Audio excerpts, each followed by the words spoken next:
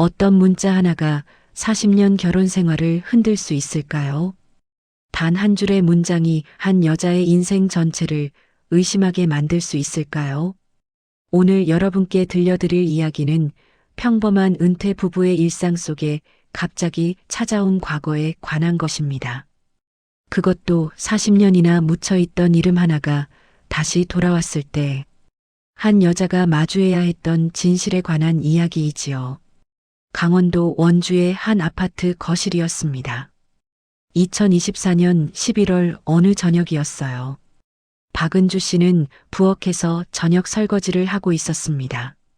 올해 67인 은주 씨는 2년 전 남편과 함께 서울 생활을 정리하고 이곳 원주로 내려왔어요. 남편 윤상훈 씨가 대기업 인사팀 임원직에서 은퇴한 후였습니다. 서울의 번잡함을 벗어나 조용히 여생을 보내자는 두 사람의 약속이었지요. 그날도 평범한 저녁이었습니다. 상훈 씨는 거실 소파에 앉아 태블릿으로 뉴스를 보고 있었어요. 은주 씨는 늘 하던 대로 설거지를 마치고 차를 한 잔 우리려던 참이었습니다. 바로 그때였어요. 거실 탁자 위에 놓인 남편의 휴대폰이 진동을 울렸습니다. 은주 씨는 무심코 화면을 보았어요. 문자 알림이었습니다. 발신자 이름이 화면에 또렷하게 보였지요. 최미현. 그 이름을 본 순간 은주 씨의 손이 멈췄습니다. 최미현이라니요. 그건 남편이 결혼 전 만났던 첫사랑의 이름이었습니다. 은주 씨는 결혼 초기에 남편에게서 그 이름을 들은 적이 있었어요. 대학 시절 잠깐 만났던 여자친구였다고 했습니다. 1984년쯤의 일이었다고 했지요. 당시 23이었던 상훈 씨와 20이었던 미연 씨는 1년 정도 만났다가 헤어졌다고 했어요. 졸업 후 미연 씨는 미국으로 유학을 떠났고 그 후로는 소식이 끊겼다고 했습니다. 은주 씨는 그저 남편의 젊은 날 추억 정도로만 생각했었어요. 그런데 그 이름이 지금 남편의 휴대폰에 떠 있었습니다. 40년 만에요. 문자 내용의 첫 줄이 잠금 화면에 미리 보기로 보였습니다. 아직 기다리고 있어. 짧은 문장이었지요. 하지만 그 6글자가 은주 씨의 심장을 세게 두드렸습니다. 박은주 씨는 1958년생입니다.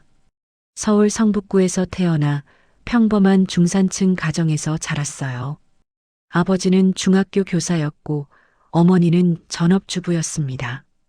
은주 씨는 어릴 때부터 조용하고 차분한 성격이었어요. 친구들 사이에서 싸움이 나면 중재를 하는 아이였고 누군가 힘들어하면 먼저 다가가 위로하는 따뜻한 마음을 가진 사람이었지요. 대학에서 국문학을 전공한 은주 씨는 졸업 후 출판사에 취직했습니다. 1981년의 일이었어요. 편집부에서 일하던 그녀는 성실하고 꼼꼼한 업무 처리로 인정받았습니다. 그러던 1983년 가을 대학 동창회에서 윤상훈 씨를 다시 만났어요. 대학 때는 같은 과는 아니었지만 동아리 선후배 사이였습니다. 상훈 씨는 당시 대기업 인사부에 막 입사한 신입사원이었어요. 성실하고 책임감 있는 모습이 은주 씨의 마음을 움직였습니다. 두 사람은 1년간의 연애 끝에 1984년 12월에 결혼했어요. 은주 씨 26, 상훈 씨 28의 나이였습니다. 결혼 후 은주 씨는 출판사를 그만두고 가정에 전념했습니다. 1986년에 아들을 낳았고 1989년에 딸을 낳았어요.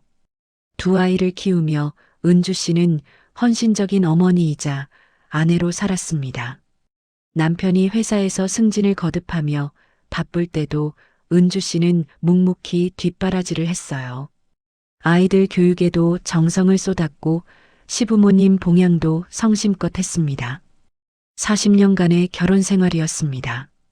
물론 모든 순간이 행복했던 건 아니에요. 남편이 승진 경쟁에 지쳐 집안일에 무관심할 때도 있었고 아이들 교육 문제로 의견이 부딪힐 때도 있었습니다. 하지만 은주 씨는 참을성 있게 견뎌냈어요. 이것이 결혼 생활이라고 생각했고 가정을 지키는 것이 자신의 역할이라고 믿었지요. 자식들은 모두 독립했습니다. 아들은 서울에서 직장 생활을 하며 결혼해서 손주 하나를 낳았어요. 딸은 부산에서 교사로 근무하고 있습니다. 은주 씨 부부는 2022년 가을 서울의 아파트를 처분하고 원주로 이사했어요. 상훈 씨가 그해 8월 명예퇴직을 했거든요. 65의 나이였습니다. 원주에서의 생활은 평온했습니다. 은주 씨는 아파트 부녀회 활동을 하며 이웃들과 친해졌어요. 일주일에 2번 요가 수업을 다녔고 한 달에 한 번은 서울에 올라가 자식들을 만났습니다. 상훈 씨는 가끔 서울 본사에서 자문위원으로 회의에 참석하는 것 외에는 대부분 집에 있었어요. 두 사람은 함께 등산도 다니고 여행도 갔습니다. 하지만 그날 저녁 그 문자 하나가 모든 것을 바꿔놓았습니다. 은주 씨는 휴대폰을 본 채로 그대로 서 있었어요. 남편은 여전히 소파에 앉아 태블릿을 보고 있었습니다. 은주 씨는 아무 일도 없다는 듯 차분하게 물었습니다. 여보, 휴대폰 울렸어요. 상훈 씨가 고개를 들었습니다. 누구한테 온 거예요? 잘 모르겠어요. 확인해 보세요. 은주 씨는 애써 담담한 목소리를 유지했습니다. 남편이 휴대폰을 집어들었어요. 화면을 본 순간 그의 표정이 미세하게 굳어지는 것을 은주 씨는 놓치지 않았습니다. 상훈 씨는 재빨리 휴대폰을 주머니에 넣었어요. 스팸 문자네요. 그는 아무렇지 않게 말했습니다. 하지만 은주 씨는 알았어요. 남편이 방금 거짓말을 했다는 것을요. 40년을 함께 산 아내는 압니다. 남편이 무언가를 숨길 때 보이는 작은 신호들을요. 그날 밤 은주 씨는 잠을 이루지 못했습니다. 옆에서 남편은 고르게 숨을 쉬며 자고 있었어요. 천장을 바라보며 은주 씨는 생각했습니다. 최미현. 40년 전에 그 이름이 왜 지금 다시 나타난 것일까요? 아직 기다리고 있어라는 문장은 무엇을 의미하는 걸까요? 단순한 옛 친구의 안부일까요? 아니면 그 이상의 무언가가 있는 걸까요? 은주 씨는 자신이 예민하게 반응하는 거라고 스스로를 다독였습니다. 남편을 믿어야 한다고 생각했어요. 하지만 마음 한구석에서 불안이 자라나고 있었습니다. 마치 고요한 호수 밑에서 무언가가 천천히 움직이기 시작하는 것 같았지요. 다음 날 아침 남편은 평소와 다름없이 행동했습니다. 신문을 보며 커피를 마셨고 은주 씨와 날씨 이야기를 나눴어요. 하지만 은주 씨의 눈에는 모든 것이 달라 보였습니다. 남편의 웃음이 진짜인지 의심스러웠고 무심한 대화 속에 무언가 숨겨진 것은 없는지 귀를 기울이게 되었어요. 평온했던 일상에 균열이 생기기 시작했습니다. 아주 작은 금이었지만 은주 씨는 느낄 수 있었어요. 40년간 쌓아온 신뢰라는 건물이 흔들리기 시작했다는 것을요. 그리고 그녀는 알지 못했습니다. 이것이 시작에 불과하다는 것을 말이에요. 문자 하나가 의심의 씨앗을 심었다면 그 이후의 행동들은 그 씨앗에 물을 주는 것과 같았습니다. 은주 씨는 남편을 믿고 싶었어요. 40년을 함께 산 사람이었으니까요. 하지만 사람의 본능은 거짓말합니다. 뭔가 잘못되어 가고 있다는 신호를 무시할 수 없었지요. 그 문자를 본 다음 날부터 상훈 씨의 패턴이 달라지기 시작했습니다. 아주 미묘하게요. 아침 식사 후 산책을 함께 나가자는 은주 씨의 제안을 거절했어요. 갑자기 할 일이 생겼다면서요. 점심때쯤 서울에서 회의가 있다고 했습니다. 은퇴한 지 2년이 넘었는데 갑자기 회의가 잦아졌어요. 오늘 저녁은 늦을 것 같아. 상훈 씨가 현관문을 나서며 말했습니다. 은주 씨는 아무렇지 않게 대답했어요. 그래요, 조심해서 다녀오세요. 하지만 남편이 문을 닫고 나간 후 은주 씨는 한참을 그 자리에 서 있었습니다. 남편의 뒷모습이 낯설게 느껴졌어요. 아니, 정확히는 남편을 대하는 자신의 시선이 달라진 겁니다. 모든 행동에 의문부호가 붙기 시작했지요. 그날 저녁 상훈 씨는 밤 9시가 넘어서야 돌아왔습니다. 회의가 길어졌다고 했어요. 저녁은 먹고 왔다고 했습니다. 은주 씨는 남편의 옷에서 낯선 향수 냄새를 맡았어요. 아주 희미했지만 분명했습니다. 여자 향수였지요. 회의가 어디서 있었어요? 은주 씨가 물었습니다. 상훈 씨는 잠깐 머뭇거렸어요. 강남 쪽이야, 본사 근처. 힘들었겠어요. 씻고 쉬어요. 은주 씨는 더 이상 묻지 않았습니다. 하지만 그날 밤부터 그녀는 작은 노트를 꺼내 남편의 외출 시간과 돌아온 시간을 적기 시작했어요. 자신도 놀랐습니다. 이런 행동을 하게 될 줄은 몰랐거든요. 일주일이 지났습니다. 그 일주일 동안 상훈 씨는 4번이나 서울에 다녀왔어요. 모두 회의 때문이라고 했습니다. 주말에도 한 번 나갔어요. 긴급한 자문 요청이 있었다면서요. 은주 씨는 노트에 기록을 이어갔습니다. 숫자들이 쌓여갔어요. 그러던 어느 날 은주 씨는 결심했습니다. 통장을 확인해 보기로요. 부부가 함께 쓰는 통장이었어요. 상훈 씨의 퇴직금 일부가 들어 있었고 생활비로 쓰는 계좌였습니다. 은주 씨는 인터넷 뱅킹 앱을 열었어요. 거래 내역을 보는 순간 손이 떨렸습니다. 지난 한 달간 상훈 씨 명의로 5번의 이체가 있었어요. 각각 50만 원씩이었습니다.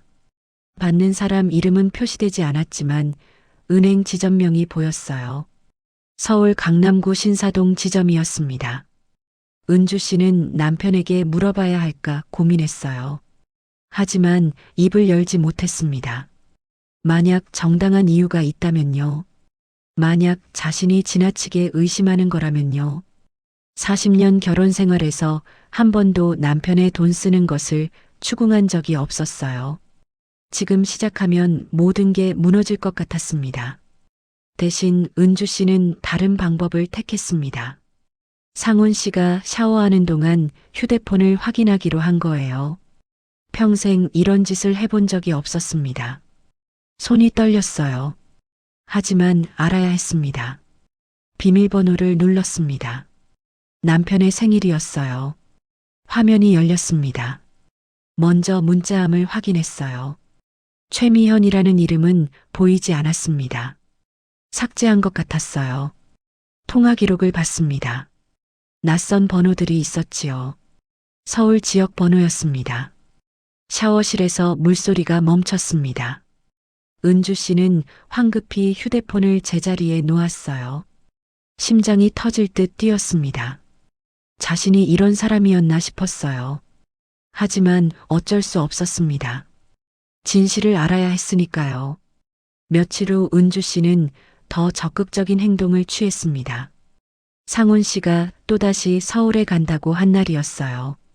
은주 씨는 남편보다 1시간 먼저 집을 나섰습니다. 친구 만나러 간다고 했어요. 하지만 실제로는 서울행 기차를 탔습니다. 남편이 말한 회의 장소는 강남의 한 빌딩이었어요.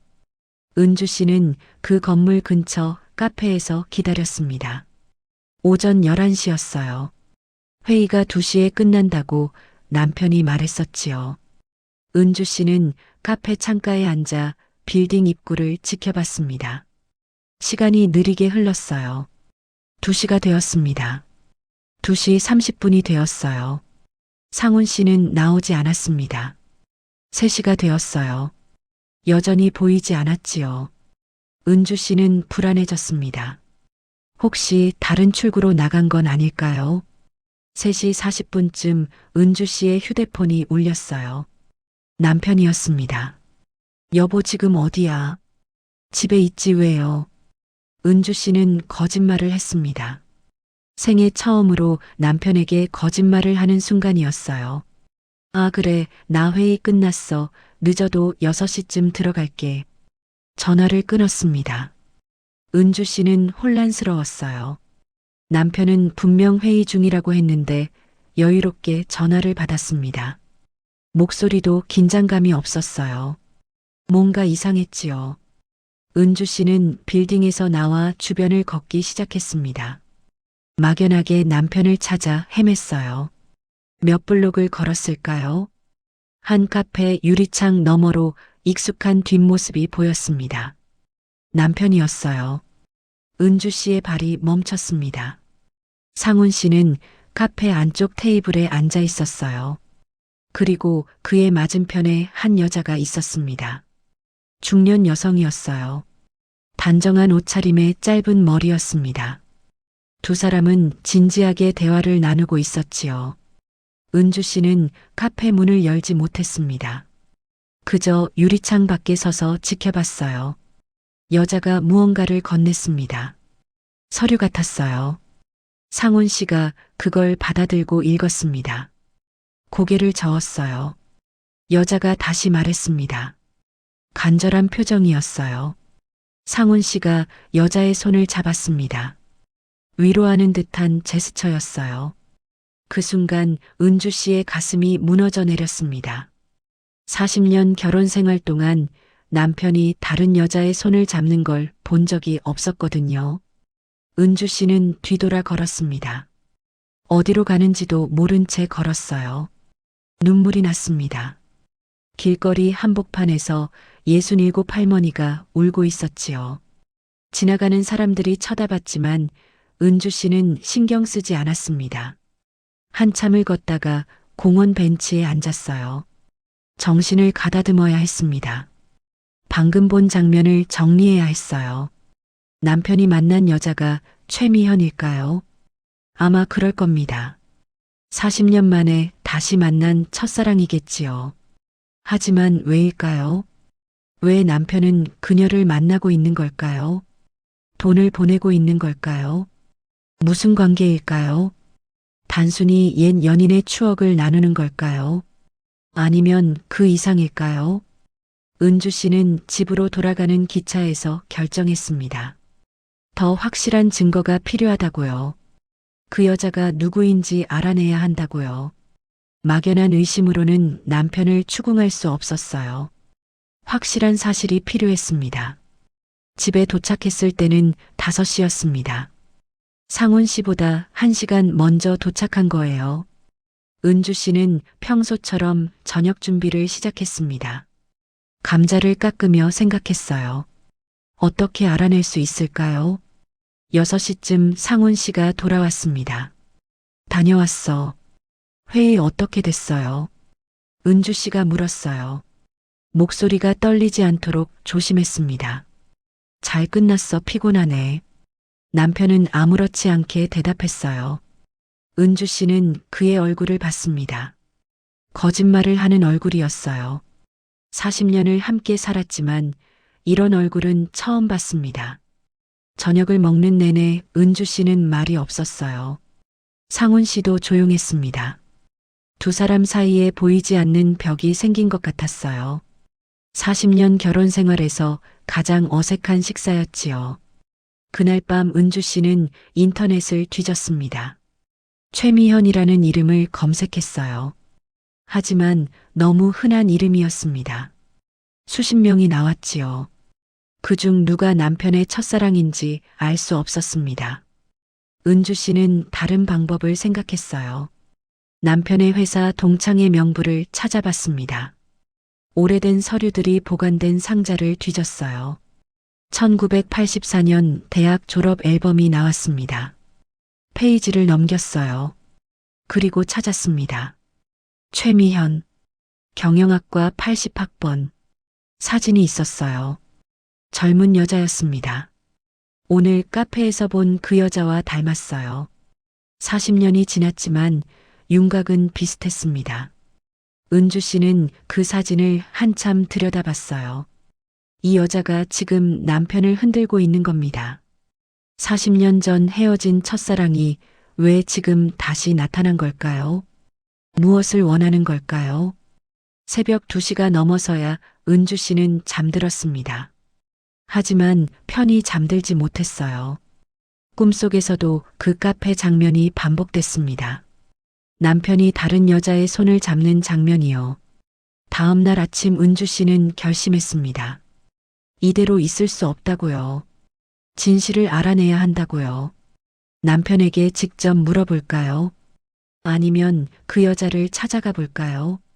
하지만 어느 쪽도 쉽지 않았습니다.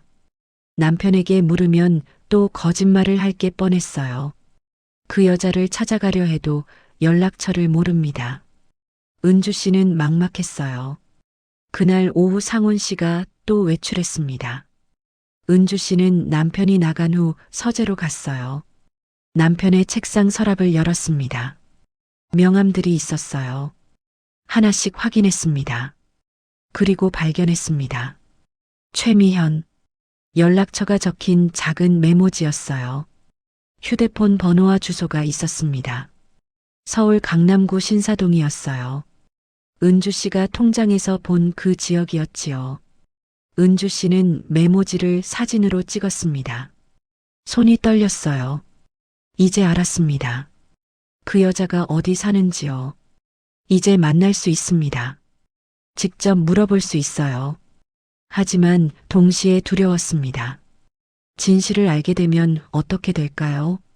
40년 결혼 생활이 무너질까요? 아니면 오해였다는 걸 알게 될까요? 은주 씨는 창밖을 봤습니다. 겨울 해가 지고 있었어요. 어둠이 내리고 있었지요. 마치 자신의 인생 같다고 생각했습니다. 평온했던 일상에 어둠이 내리고 있다고요. 그날 밤 은주 씨는 결정했습니다. 내일 서울에 가기로요. 그 여자를 만나기로요. 직접 물어보기로요. 당신은 누구냐고, 내 남편과 무슨 관계냐고요. 더 이상 숨어서 지켜볼 수 없었습니다. 진실과 마주해야 했어요. 설령 그 진실이 자신을 무너뜨린다 해도요. 진실을 마주하는 데는 용기가 필요합니다. 하지만 때로는 그 용기가 예상치 못한 결과를 가져오기도 하지요. 은주 씨가 서울행 기차에 몸을 실은 그날 아침 그녀는 알지 못했습니다. 오늘 만날 진실이 분노가 아닌 연민을 불러일으킬 거라는 것을요. 12월의 찬바람이 얼굴을 스쳤습니다. 은주 씨는 강남구 신사동 한 빌라 앞에 서 있었어요. 메모지에 적힌 주소였습니다. 오래된 3층 빌라였지요. 1층 상가 위에 주택이 있는 형태였어요. 은주 씨는 초인종을 누르기 전 한참을 망설였습니다. 이렇게 찾아온 게 맞을까요? 남편과 직접 대화했어야 하는 건 아닐까요? 하지만 이미 여기까지 왔습니다. 은주 씨는 심호흡을 하고 초인종을 눌렀어요. 잠시 후 인터폰에서 목소리가 들렸습니다. 누구세요? 여자 목소리였어요. 은주 씨가 카페에서 봤던 그 여자의 목소리 같았습니다. 최미현 씨 계십니까? 네, 저인데요. 윤상훈 씨 아내 박은주라고 합니다. 침묵이 흘렀습니다. 길게 느껴지는 침묵이었어요. 그리고 문이 열렸습니다. 은주 씨는 계단을 올라갔어요. 2층 문이 열려 있었습니다. 한 여자가 문가에 서 있었지요. 카페에서 본 바로 그 여자였습니다. 최미현이었어요. 들어오세요. 미현 씨의 목소리는 떨리고 있었습니다. 은주 씨는 집 안으로 들어갔어요. 작은 거실이었습니다. 깔끔했지만 오래된 가구들이 세월을 말해주고 있었지요. 두 여자는 소파에 마주 앉았습니다. 한참 동안 아무도 말을 꺼내지 못했어요. 은주 씨가 먼저 입을 열었습니다. 남편이 자주 만나시죠? 죄송합니다.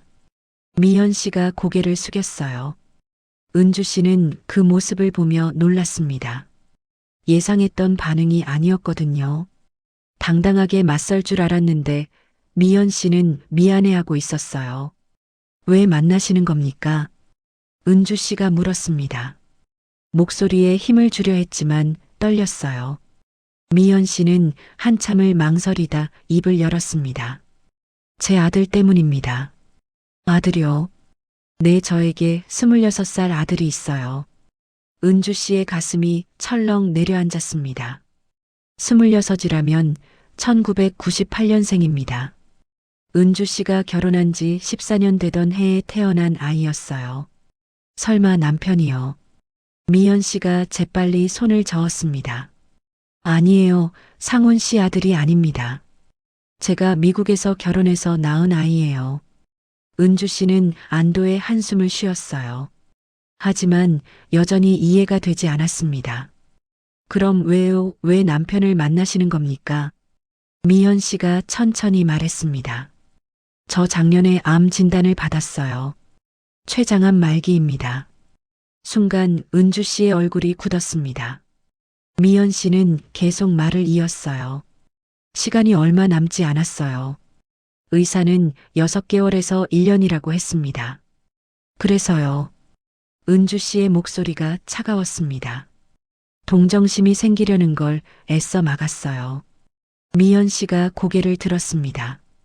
눈가가 젖어 있었어요. 제 아들이 장애가 있어요. 자폐 스펙트럼 장애입니다. 기능은 높은 편이지만 혼자서는 살 수 없어요. 제가 죽으면 이 아이를 돌볼 사람이 없습니다. 아버지는요? 남편은 5년 전에 세상을 떠났어요. 친척도 없습니다. 미국에 있던 가족들도 이제 한국에 아무도 없고요. 미연 씨가 테이블 위에 서류를 집어들었습니다. 그래서 상훈 씨에게 부탁했어요. 제 아들을 양자로 입적시켜 달라고요. 법적 보호자가 되어 달라고요. 은주 씨는 믿을 수 없다는 표정으로 미연 씨를 쳐다봤어요. 그게 말이 됩니까? 남의 아들을 왜 우리가 책임져야 하죠? 압니다. 말도 안 되는 부탁이라는 거요. 하지만 달리 방법이 없었어요. 미연 씨의 목소리가 떨렸습니다.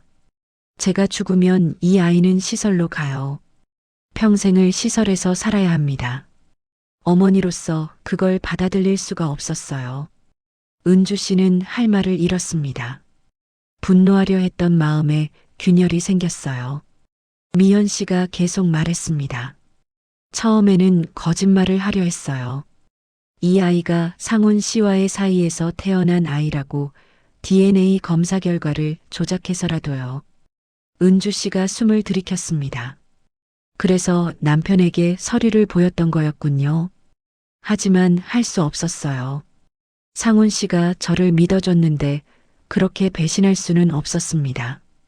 그래서 진실을 말했어요. 그냥 부탁했어요. 제발 제 아들을 돌봐달라고요. 남편이 뭐라고 했습니까? 거절했어요. 당연하지요. 하지만 돈은 보내주겠다고 했어요. 당분간 생활비라도 도와주겠다고요. 그래서 통장에 송금 내역이 있었던 거였습니다. 은주 씨는 복잡한 감정에 휩싸였어요. 남편이 바람을 피운 건 아니었습니다. 하지만 거짓말을 했어요. 자신에게 이 모든 걸 숨겼습니다. 왜 제게 말하지 않았을까요? 은주 씨가 중얼거렸어요. 미현 씨가 대답했습니다. 제 때문일 겁니다. 상훈 씨는 부인께 상처 주고 싶지 않았던 거예요. 과거의 여자가 다시 나타났다는 사실 자체가 불편하실 테니까요. 은주 씨는 고개를 끄덕였습니다. 남편의 마음을 이해할 수 있었어요. 하지만 이해와 용서는 다른 문제였지요. 그때 안방 문이 열렸습니다. 한 청년이 나왔어요. 키가 크고 마른 체구였습니다. 얼굴에는 어린아이 같은 순수함이 있었어요. 엄마 배고파? 청년이 말했습니다. 미연 씨가 일어났어요. 알았어, 준우야, 조금만 기다려. 미연 씨가 은주 씨를 돌아봤습니다. 제 아들 준우입니다. 준우는 은주 씨를 보고 고개를 숙였어요. 인사하는 법은 아는 것 같았습니다. 은주 씨도 가볍게 고개를 숙였어요. 준우는 다시 방으로 들어갔습니다. 착한 아이예요. 미현 씨가 말했습니다. 사람들이 무섭다고 생각하지만 준우는 누구보다 순수해요. 거짓말을 모르고 남을 해치는 법도 몰라요. 다만 혼자서는 살 수 없을 뿐이지요. 은주 씨는 안방 문을 바라봤습니다. 마음이 무거워졌어요. 저 청년의 미래가 보이는 것 같았습니다. 어머니 없이 혼자 남겨질 아이의 모습이요. 시설이 그렇게 나쁜 곳은 아니지 않습니까? 은주 씨가 물었어요. 미연 씨가 쓸쓸하게 웃었습니다. 나쁘지는 않아요. 하지만 준우에게는 안정이 필요해요. 익숙한 환경, 익숙한 사람들이요. 시설로 가면 모든 게 바뀝니다. 준우는 그걸 견디지 못할 거예요. 은주 씨는 아무 말도 하지 못했습니다. 미연 씨가 조심스럽게 물었어요. 부인께 부탁드려도 될까요? 뭐요? 상훈 씨를 용서해 주세요. 그분은 아무 잘못도 없어요. 다만 옛 친구가 어려움에 처했을 때 외면하지 못했을 뿐입니다. 은주 씨가 미연 씨를 봤습니다. 죽어가는 여자의 눈빛이었어요. 간절함이 담겨 있었지요. 약속 하나 해주세요. 은주 씨가 말했습니다. 뭐든지요. 다시는 남편에게 연락하지 마세요. 돈도 받지 마세요. 이제 그만 끝내세요. 미연 씨가 고개를 끄덕였습니다. 알겠습니다. 죄송합니다. 정말로요. 은주 씨는 일어났어요. 더 이상 할 말이 없었습니다. 현관으로 향하다 멈춰 섰어요. 뒤돌아 미연 씨를 봤습니다. 준우 씨는요? 네. 제가 알아볼게요. 도울 방법을요. 미연 씨의 눈이 커졌습니다. 정말요? 약속은 못해요. 하지만 알아보겠어요. 준우 씨가 안정적으로 살 수 있는 방법을요. 미연 씨의 눈에서 눈물이 흘렀습니다. 감사합니다.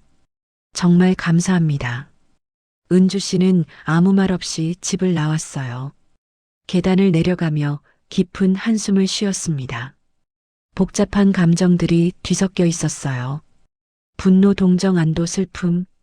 집으로 돌아오는 기차 안에서 은주 씨는 생각했습니다.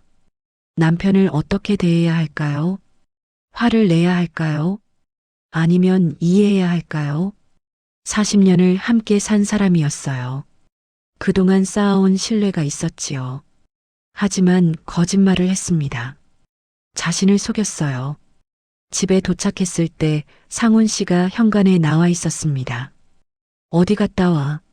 서울 다녀왔어요. 은주 씨가 담담하게 대답했어요. 상훈 씨의 얼굴이 굳었습니다. 서울은 왜? 최미연 씨 만나러요. 순간 상훈 씨의 얼굴에서 핏기가 사라졌습니다. 당신, 알아요 다요. 준우 씨 얘기도 미연 씨 병 얘기도요. 상훈 씨가 소파에 주저앉았어요. 고개를 숙였습니다. 미안해. 왜 말 안 했어요? 당신한테 상처 주고 싶지 않았어.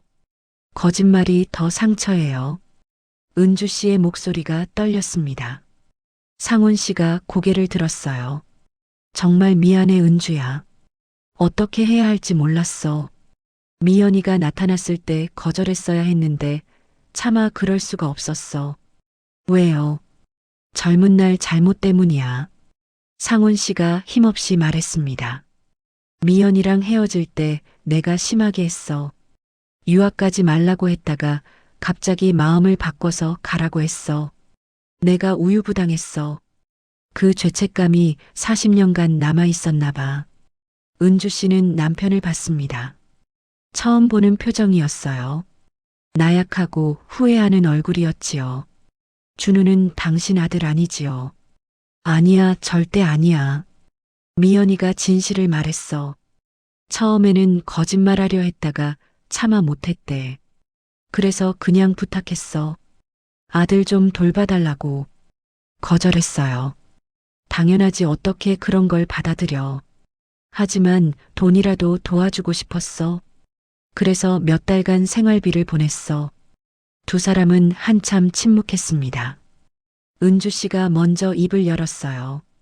우리 상의해요. 뭘? 준우 씨 이료. 정말 도울 방법이 없는지 함께 알아봐요. 상훈 씨가 놀란 눈으로 은주 씨를 봤습니다. 당신이 양자는 안 돼요. 하지만 다른 방법이 있을 거예요. 후원재단이라든지 전문 보호시설이라든지요. 상훈 씨의 눈에 눈물이 맺혔습니다. 미안해, 은주야. 내가 잘못했어. 알아요. 하지만 이제 함께 해결해요. 더 이상 혼자 짊어지지 말고요. 그날 밤 두 사람은 오랜만에 진솔한 대화를 나눴습니다. 40년 결혼 생활에서 가장 깊은 대화였어요. 상훈 씨는 미영과의 과거를 자세히 말했습니다. 은주 씨는 자신이 느낀 배신감을 솔직히 표현했어요. 하지만 대화 끝에는 희망이 있었습니다. 함께 해결하자는 약속이요. 은주 씨는 깨달았어요. 위기는 때로 관계를 더 단단하게 만든다는 것을요. 며칠 후 은주 씨는 사회복지사 친구에게 연락했습니다. 준우 같은 경우 어떤 도움을 받을 수 있는지 물었어요. 친구는 여러 정보를 알려줬습니다. 전문 그룹홈 장애인 자립생활센터 후원 프로그램들이요. 은주 씨와 상훈 씨는 함께 알아보기 시작했어요.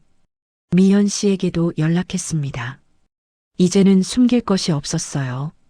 셋이 함께 만나 준우의 미래를 의논했지요. 그 과정에서 은주 씨는 미연 씨를 이해하게 되었습니다. 한 어머니의 절박함을요. 그리고 상훈 씨의 선의를 인정하게 되었어요. 비록 방법은 잘못됐지만 마음만은 진심이었다는 것을요. 해가 바뀌었습니다. 새해가 밝았어요. 그리고 희망의 소식이 들려왔습니다. 준우가 괜찮은 그룹홈에 입소할 수 있게 되었다는 거예요.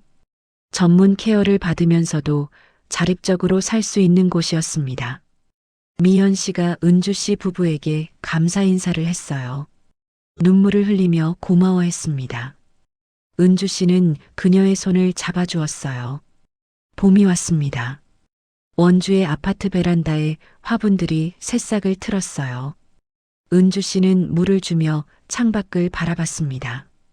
겨울을 견뎌낸 식물들이 다시 살아나는 모습이 신기했어요. 사람의 관계도 이와 같다는 생각이 들었지요. 지난 겨울은 힘들었습니다. 의심과 배신감으로 잠 못 이루던 밤들이 있었어요. 남편을 믿어야 할지 떠나야 할지 고민했던 순간들도 있었지요. 하지만 그 어둠을 지나 지금 여기에 서 있었습니다. 더 단단해진 채로요. 준우는 그룹홈에 잘 적응하고 있었습니다. 처음 한 달은 힘들어했어요.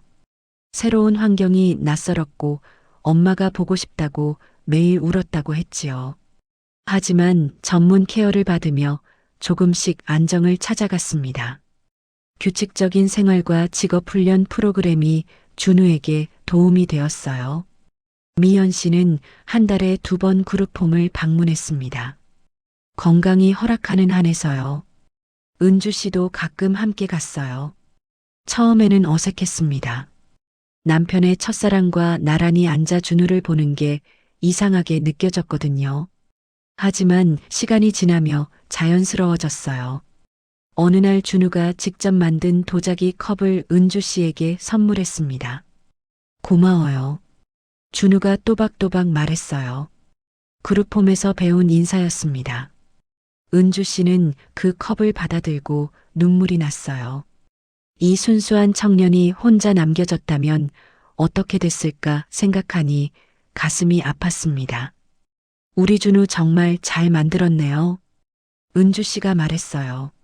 준우가 수줍게 웃었습니다. 미연 씨가 조용히 은주 씨의 손을 잡았어요. 고맙다는 뜻이었지요. 은주 씨도 손을 꽉 잡아주었습니다. 3월 말 미연 씨의 건강이 급격히 나빠졌습니다. 병원에 입원했어요. 의사는 이제 몇 주 남지 않았다고 했습니다. 미연 씨는 은주 씨에게 연락했어요. 한 번만 와주실 수 있을까요? 은주 씨는 상훈 씨와 함께 병원으로 갔습니다. 미연 씨는 많이 야위어 있었어요. 하지만 눈빛은 평온했습니다. 준우 잘 지내지요? 미연 씨가 물었어요. 은주 씨가 고개를 끄덕였습니다. 네, 잘 지내요. 친구들도 생겼고 매주 음악 수업을 받는데요. 다행이에요. 미연 씨가 안도의 한숨을 쉬었습니다. 그리고 은주 씨를 봤어요. 제가 죽고 나면 준우 좀 가끔 봐주세요.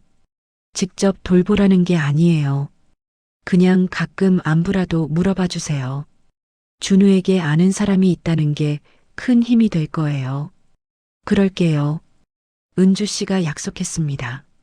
미연 씨의 눈에서 눈물이 흘렀어요. 감사해요. 정말로요. 상훈 씨도요. 상훈 씨가 고개를 숙였습니다. 미안해, 미연아. 예전에 내가 잘못했어. 아니에요. 우리 젊었잖아요. 서로 서툴렀던 거예요.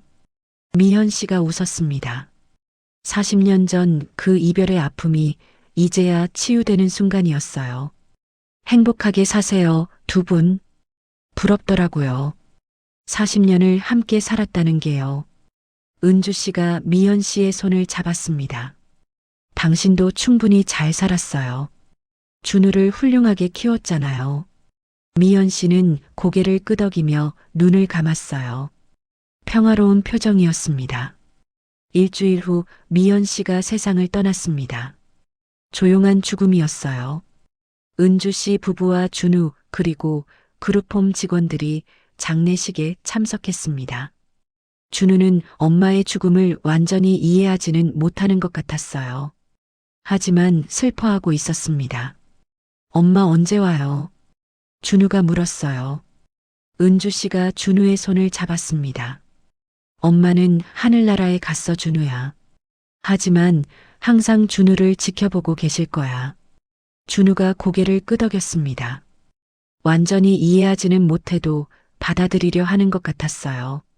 장례식이 끝나고 집으로 돌아오는 길에 상훈 씨가 말했습니다. 고마워, 은주야. 뭐가요? 모든 걸 받아들여줘서, 미연이를 용서해줘서, 준우를 도와줘서요. 은주 씨는 창밖을 봤어요. 처음엔 미워했어요. 당신도 미연 씨도요. 하지만 미연 씨를 만나고 깨달았어요. 그 사람도 그냥 살고 싶었던 거구나. 아들을 지키고 싶었던 거구나. 나도 잘못했어. 당신한테 말했어야 했는데. 맞아요. 큰 잘못이었어요. 은주 씨가 남편을 봤습니다. 하지만 용서할게요. 다시는 이런 일 없어야 해요. 어떤 일이 있어도 숨기지 말아요.